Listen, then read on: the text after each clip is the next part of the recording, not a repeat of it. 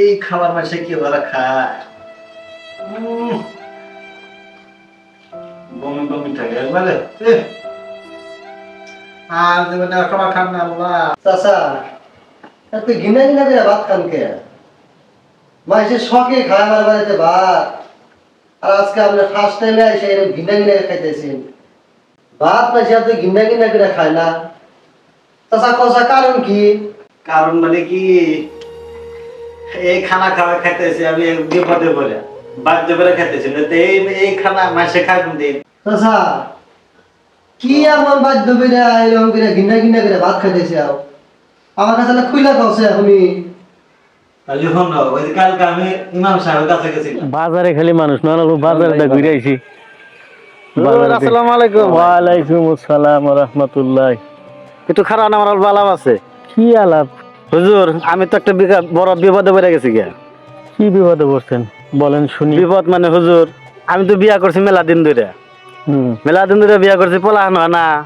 মেয়ের আমি কইছি, আল্লাহ আমাকে যদি তুমি একটা পোলাহান দিলানি, আমি গুই খাইলাম নি, তো একটা পোলাহান আল্লাহ তুমি আমাকে দাও। আর আল্লাহ তোমাকে পোলাহান দেয়া লাইছে, এখন গু কে করে খাম হুজুর? আমি তো এইরকম পেরেশানিতে আছি। এটা আপনি মানত করছেন? হ্যাঁ। প্রথমেতে তোমার এই মানত করাই লাগছিল না, যদি করছাও তাহলে এই মানত তোমার পুরা করা লাগবে।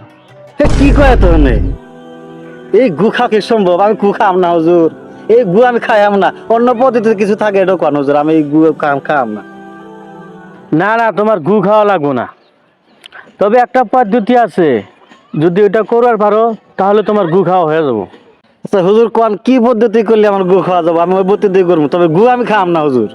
কোনো সুদখোরের বাড়িতে যাইয়া তুমি যদি এক অক্ত ভাত খাবার পারো বা এক টাইম ভাত খাবার পারো, তাহলে তোমার গু খাওয়া হয়ে গেল গা।